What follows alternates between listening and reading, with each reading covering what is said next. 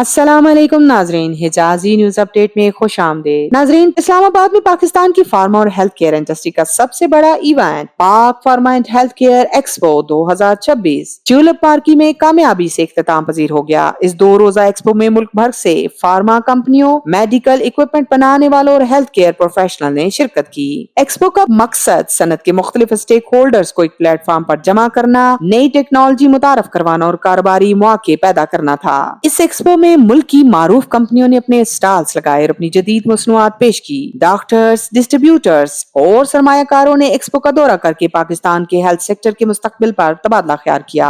इस एक्सपो में मुंतजमीन ने तमाम ताउन करने वाली कंपनियों को शीट्स पेश की और इनकी काविशों को सराहा। मुंतजमीन का कहना था कि इनकी सपोर्ट और शिरकत की वजह से ही ये इवेंट कामयाब हुआ। उन्होंने कहा कि पाकिस्तान के हेल्थ सेक्टर को मजबूत बनाने के लिए इंडस्ट्री और हुकूमत का तावन नागजीर है। माहिरीन का कहना था कि पाकिस्तान की फार्मा इंडस्ट्री में बरामदात का वसी पोटेंशियल मौजूद है, बशर्ते के मयार और रिसर्च पर तवज्जो दी जाए। इस तरह के इवेंट्स पाकिस्तानी कंपनियों को आलमी मेयार के मुताबिक ढालने में मदद देते हैं। 2 दिन के दौरान हजारों अफराद ने एक्सपो का दौरा किया, जिनमें डॉक्टर्स, कारोबारी हजरात और तलबा शामिल थे।